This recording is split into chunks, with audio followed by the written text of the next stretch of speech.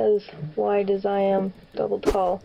So Rob, come around the corner there, has to go feet first, because you have to go down this head first. Okay, so the victim is probably about, the top of his feet are about maybe 1.5 to 2 feet below my feet right now. In November of 2009, a group of explorers entered one of Utah's most popular underground cave systems for what was meant to be a bonding experience.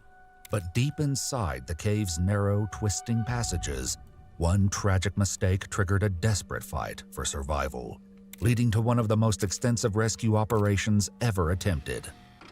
Remember, just be safe. The following is based on official police records, as well as public statements and interviews from family members and individuals involved in the rescue effort. The footage has never been seen before until now. In 2009, 26-year-old medical student John Edward Jones traveled from Virginia to his home state of Utah for the Thanksgiving holiday, accompanied by his wife Emily and their 1-year-old daughter. On November 24th, John, his brother Josh, and 9 other friends and family members set out to explore a popular cave system, never imagining that one of them would never make it out. In 1960, an explorer named Dale Green discovered the hydrothermal cave located west of Utah Lake. Due to the soft, putty-like texture of the clay lining its narrow passages, he named it the Nutty Putty Cave, a nod to the children's toy Silly Putty. Afterward, it became one of Utah's most popular underground systems, seeing as many as 6,000 groups of explorers each year, including young Boy Scouts. But as time passed, the cave's dangers became impossible to ignore, and rescue calls grew more frequent. In 2004, 16-year-old Brock Clark was trapped upside down for nearly 14 hours, but ultimately survived the harrowing ordeal. 2 years later, the cave entrance was gated off, and new restrictions required permits for entry. To obtain a permit, at least one person in each group was required to have prior caving experience, a measure intended to prevent tragedy. But on November 24, 2009, as 26-year-old John Jones, his brother, and their friends made their way into the cave system, tragedy was about to unfold. According to police records, it was around 9:30 p.m. when Josh Jones contacted local authorities for help, telling them his brother John had gotten stuck inside the cave. Though Josh and John were both experienced cavers and had been inside Nutty Putty Cave before, a critical mistake had left John trapped in one of the most horrifying situations imaginable. While attempting to navigate a well-mapped section of the cave known as the Birth Canal, named for its extremely narrow passageway, John took a wrong turn and entered an unmapped section of tunnel near an area called Ed's Push. Chap, if people know this is a terrible spot, why don't they put like spray paint like on that turn and put it in red, like, this is dog shit, don't go there? John likely believed that if he kept moving forward, like he would eventually have enough room to turn around. Marked it as bad? When he reached a small opening, John crawled headfirst into the sloped passage, not realizing it was a dead end. Horrifically, John slipped into the tunnel and became trapped. According to police records, the constriction point John passed through was estimated to measure just 10 by 18 inches. John was pinned headfirst at an angle of more than 70 degrees, tilted onto his left side with his left arm trapped beneath him.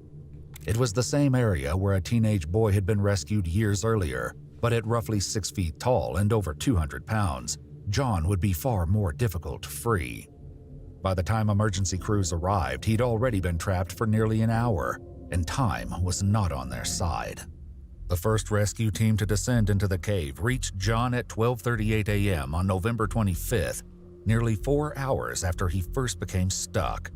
John appeared to be in good condition, and to their knowledge had sustained no physical trauma. However, the only part of John that rescuers could see or access were his feet and part of his calves. The ceiling was so low that any attempt to raise John meant his feet would hit the ceiling after lifting him only a few inches. Rescue teams worked tirelessly through the night, staying by John's side and talking to him to keep him calm. But as the hours dragged on, little progress was made in freeing him, and time was quickly running out. The prolonged inverted position John was trapped in was placing extreme strain on his body. As confidence in his not rescue began to rewatching it, oh my wane, God. exhausted search and rescue teams requested more personnel and resources. People say break his leg. The problem that you're not really facing here is that one, swelling would be bad. Two, it's not guaranteed. And three, you would explore earlier, better rescue operations and ideas before bringing somebody's fucking legs off the rip when you don't even assess the situation yet. Like, come on, bro. I mean, After nearly 12 to 13 hours of failed rescue attempts, cave explorer Brandon Kowalis received a call alerting him that a rescue operation was underway. Brandon, a cartographer who mapped much of the Nutty Putty cave system, was part of a volunteer group called Utah Cave Rescue. By the time Brandon and the rest of the volunteer team arrived, rescuers were attempting to pull John free using a 4-to-1 pulley system. These efforts were captured in a series of videos recorded by the rescue team. Okay, one of these. There's this slot here.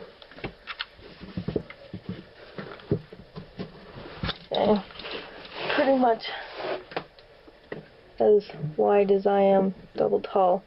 So Rob come around the corner there, has to go feet first because you have to go down this head first. This comes around a corner to your right and down. And then after that it slopes off and to the left, which is where John is. So we've got one line going to Rob, another line to John. This comes up this way, up to a cam. Up there. But the cave's layout created a major problem. Several twists and turns separated John from the nearest chamber that was large enough for rescuers to stand, and every bend created a friction point. Even with pulleys in place, the rope tightened against rocks and corners so severely that the whole system became ineffective. But the worst setback was still to come. Tension on who? Well, tell me how much. Tension on who? I think I'll probably be able to give him enough. Okay, so it goes from that anchor where Susie is, How much more, Rob? down, and then up again. Okay. Which I'll attempt to shimmy myself down.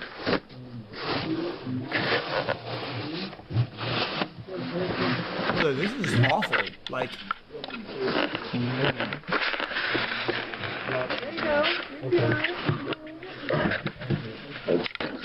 Turn it around one more time. Looking up. Yeah. Hold on a sec. well, it's impressive that many people try to rescue him, like going that far in. Like, that's, well, most people would fucking know about it this much. Like, The rope continues up that way. Turn around. So, hold on, take a video. So, to a redirect there. There's a redirect right there. remember the math part is this part right here. Up there.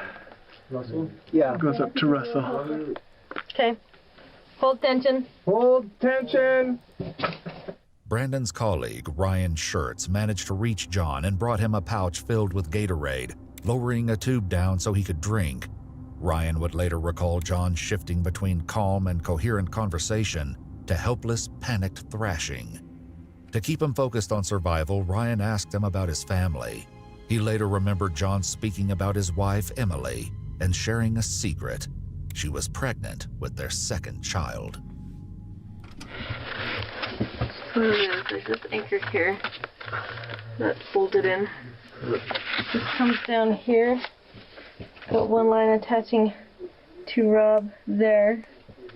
This is the line to the to John. Goes around the corner and then down to your left. By 3 p.m., John had been trapped for 18 hours, and the angle was the feet is unforgiving. in, no? Gravity was likely forcing blood into his head and placing immense strain on his heart and lungs. Rescuers who were keeping John company described him as fading in and out of consciousness, reporting that he had begun to talk about seeing angels and demons around him. His family described John, a devout member of the Church of Jesus Christ of Latter-day Saints, as a man of unwavering faith. According to police records, the family, including John's wife, remained outside as the rescue efforts went on. Arrangements were made to allow communication between John and his wife Emily, as it seemed that when John heard her voice, he would try to help himself get out of the cave. Efforts to free him depended largely on his ability to help maneuver his own body out of the fissure. If he lost consciousness and could no longer assist, any real hope of getting him out would be lost. Okay. He didn't say anything yet. You want to take your light and explain the system, how it keeps going? Yeah? Tension on Rob. More tension on Rob. Well, also be upside down. All the physiological. Yeah, we need both. An anchor here. Things that are happening make it harder to be rescued. I mean, you don't want. You need a Prussic, is that right? I do, and the 4-to-1 system right above me, right here. Oh, I'm sorry. Got a 3-to-1 system for hauling. We got beaters with that system. And we're going to rig another system for hauling Rob out. You can actually, stay high. I've got Brian up there. Attached through this? Taking care of things. I wonder what you would even do, even from hindsight. Right there, I guess, is what we're like, have enough pulleys to It can go with a 5 keep us from rubbing The other Prussic? on the rock. At 4 p.m., after almost 19 hours trapped in the crevice, rescue team... Oh, no, go. Bro, I mean, rescue-wise, I mean, now that if you were to replay the scenario, but you have all the components at hour 0, okay, could there been a possible solution to get it out? reported that John had been moved a couple of feet with the aid of the 4-to-1 rope system. Finally, Ryan was able to see through a crack and give John eye contact with another human for the first time in nearly a full day. But without warning, the equipment catastrophically failed. 2 cords tied around a rock formation suddenly snapped, sending a steel carabiner flying loose and striking rescuer Ryan Schertz in the face, temporarily knocking him unconscious. What? Around a rock formation suddenly snapped, sending a steel carabiner flying loose and striking rescuer Ryan Schertz in the face, temporarily knocking him unconscious. Bro, holy At the shit, same moment, John snapback slipped actually... back into the crevice, undoing hours of effort. Due to Ryan's injury, he was forced to leave the cave, though rescue attempts continued on. Eventually, Brandon Kowalis headed down to make contact with John. Bypass machine.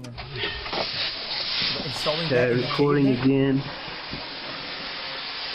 Brandon going down through another one of the holes. This is one of the wider spots. If you want to turn to still shots, you can take still shots too. I figure we'll take some still shots of the patient. You're going to take stills on the way out. I'll take some still shots of him. What's a still shot? Yeah, it's so dark. Okay, if you notice, crack goes down. So he has to make his way up through a narrow. If I can do my light, it helped. Come and shut off. Whoops. I just gotta get it aimed so it doesn't aim at the camera, it aims above it.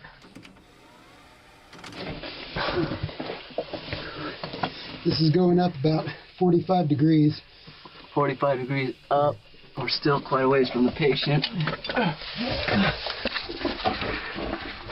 I mean, dude, brother, but this is so Get the uncomfortable. light. You see the air hose is going through.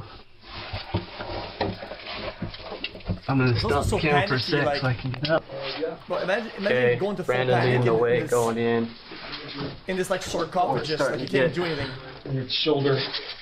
Tighter. We still have about 25, 30 feet to go from here. We already have a low battery showing. Oh, you got low battery? Yeah, I'm gonna switch it out right now. Yeah, might as well. Just come up and switch it out. You can have him shut off the air compressor. Alright, Double A's. we got 26 minutes and 40 seconds of film. Though John had entered the crevice head first, leaving his feet and calves exposed. Chat, I'm trying not to be too critical, but I have to be honest with you. So much conversation about like the film and the camera shit or whatever. I'm not. It's fine. I mean, it was probably hopeless already. Brandon went down feet first, his legs eventually making contact with John's. Okay, so the victim is probably about the top of his feet are about maybe 1.5 to 2 feet below my feet right now, and so you're standing straight up right now, right? I'm laying standing. It's pretty steep here. It's like maybe 60 it helps or for the 70 rescue degrees. science. But yeah, to get through, we would have to probably take this whole chunk off right here, which is... I'll back up and show them where. Which is really thick. See, my legs barely fit through this where he came through, and this is where they've drilled out more. Machine? And the space that you have to drill from my foot right here is... My foot's bigger than the hole. Yeah. So to hit it at an angle, and you could maybe come down in here and drill, but it's going to wear somebody out pretty quick. And this is just part. You still have all the way about, let's see, I'm about 5'8", so probably about 6 or 7 feet beyond this, where you have to widen it for him to be able to fit through. And it's drilling through the smooth stuff, so to get a good angle on it, and it's really hard rock. Yeah. You've been drilling, right, Brandon? Yeah. So you know how hard it's been because you've actually been on the drill. Yeah. Sometimes it's a piece of cake. Sometimes you do have a drill. The rock is super hard and you can't get through it. So trying to turn around here so you can see back up. I thought it was clay. You can see where we gotta go back up through that crack. There's Brandon again in the hole. See? Question, chat. What about a big ass pipe? Feet first. And they flood the whole thing with water and they got oxygen or whatever. Not too wide. Not too wide, but we're still in a pretty good position. As we go down, it gets narrower and tighter. No? I'll stop until we make progress. Once the drill arrived, Brandon, along with... You give them a pipe to breathe. You put a massive pipe at the top and you just flood the whole fucking thing all the way down, because there's not much left down there, right? There's only a little bit, and you use the water to bang. 2 other rescue team members spent about an hour and a half chipping away in an effort to widen the passage. But due to the angle, the effort was slow going. Okay, I am flat on my back, closest wall. It helps I tilt the camera down. You can see. This is where we widened out. We took out from here to right about here, so about... I mean, you only get one shot after that, you'd be swollen maybe 5 inches here, and then a section here. And this was soft, and this was pretty hard to knock off. But this was soft and fairly easy to drill through. And this is the easiest place to drill. From here, it just gets about 10 times harder. So that's the easiest place to drill. They knocked off quite a bit right 5 there. 5 inches in about an hour and a half. 5 inches in about an hour and a half. Where it's easy to get to. And that's the easiest place to get to. It just gets worse from there. We're still a little ways from the feet of the patient. Mm-hmm. I'll go. Brandon's going to position himself because you have to go down only one way. From here, I'll pass the camera to him if he wants. He'll be able to use it down there. It kinks my side. Remember, just be safe. Brandon was able to stabilize himself by jamming his body into a narrower section of the crack, allowing him to speak with John. But once he introduced himself, he received no response. According to his account of events, Brandon was able to tap John on the leg and could hear him breathing a deep, gurgling breath, as though his lungs were filling with fluid. Then John began making frantic small kicks with his feet, but after a second, he stopped. According to Brandon, this was likely the moment that 26-year-old John Jones passed away. After 27 hours trapped upside down, the strain on his body was simply too much. A paramedic would later crawl through the treacherous tunnels and claustrophobic passageways to confirm his death. Brother, what the fuck 4 is minutes to this midnight insane? at 11:56 p.m. on November 25th, 2009, John was pronounced deceased. Following this tragic confirmation, authorities determined it was best to leave John's body in the cave, rather than risk more lives in an attempt to recover him. While the decision was not well received, John's family ultimately decided they were at peace with leaving John's body inside, as long as the cave would be permanently closed. What are you gonna do? On December 1st, 2009, explosives were placed in the cave and detonated, causing a collapse of the main passageway leading to the body of John Jones. The following day, the same personnel returned and cemented the opening of Nutty Putty Cave, sealing it from the public. According to his family, John was in his second year of medical school at the University of Virginia in Charlottesville. He planned and was working toward becoming a pediatric cardiologist. Following the cave's closure, the family mounted a memorial plaque which reads, "Our beloved John passed away at this site. He was a loving father, a kind husband, a loyal son, and a true and cherished friend. We miss you and love you always." A second plaque placed by the family thanks and honors the rescuers who worked tirelessly to free John. The final line reads, "We invite all who visit John's final resting place to enjoy and respect this sacred space." Emily later gave birth to a son, who she named John in her husband's memory. Yeah, dude, I don't know why. It's a lot of comments were kind of edgy. Like, dude, nobody deserves any of that. Like, come on, bro. Like, yeah, because somebody could be irresponsible and make bad decisions or whatever. But then nobody deserves like that fate. We have new.